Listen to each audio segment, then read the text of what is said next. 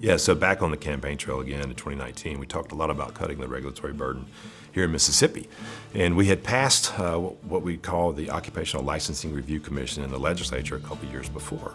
And so it oversees 29 boards and commissions, and you think about doctors or nurses, folks that have to have licensing from the state.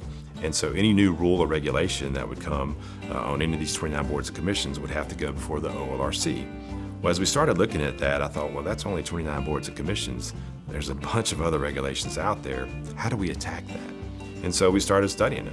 118,000 regulations on the books here in Mississippi, one of the most regulated states in the Southeast. So we thought, how do we expound upon what the legislature did, what's a good thing with the OLRC? And we launched Tackle the Tape. So basically anybody can come to our website if they see a regulation, a statute, an ordinance at the local level, any kind of federal issue, and report that to us. And I think it's important that we then do our homework and we say, look, can this regulatory body even do this? Do they have the authority to do it? If they can do this, is this a good regulation? Is it narrowly tailored? Is it for public health benefit? Is it for public safety? Is it something that government should be doing? If it's not, then how do we cut it? At the end of the day, what this is we want to be an advocate for small businesses in Mississippi. I can tell you story after story, and one of the most recent ones, we had a Piggly Wiggly, a local grocery store here in Louisville, Mississippi, which they don't have many grocery stores. And he called and he said, hey, look, I'm having an issue with the USDA, and I saw this Tackle the Tape initiative, and so I just thought maybe that you could do it, and maybe you could help us cut this regulation.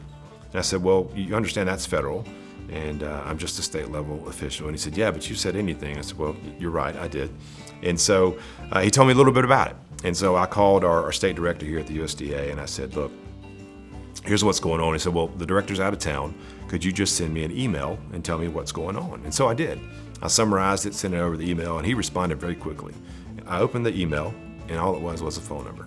There was no name, no email address, no this is who you'll be talking to, no this is who deals with what, nothing. And I sat there and thought, I'm the sitting Secretary of State of the state of Mississippi, and I can't get information to try to help a Mississippi business. And got pretty upset with that. So I hammered out an email, and I erased it. And I wrote another one, I erased it too, because it was a little bit too hot. Finally, on the third one, I got diplomatic enough to send the email. And I said, look, just can you give me the name and the number, let me understand who I'm dealing with, because I want to help this Mississippian. I get an email back pretty quickly, and it was a different telephone number. I was livid. No other information. And I called my good friend, Senator Cindy Hyde-Smith, and I said, hey, do you have a contact at the USDA? I'm trying to help a local Mississippian open their doors for a grocery store in Louisville, Mississippi. 2 days later, I had this issue worked out, done. Very simple. As I was walking through those conversations on the phone and those emails, I started thinking through, what if I'm a local business and I'm trying to get my doors open and I can't get someone to call me back? I was the sitting Secretary of State and couldn't get help. Imagine that local business owner. That's the importance of making sure that Mississippians understand they have an advocate here at the Secretary of State's office to help navigate that regulatory burden or cut it. And so when you talk about stories like that, it isn't just theory.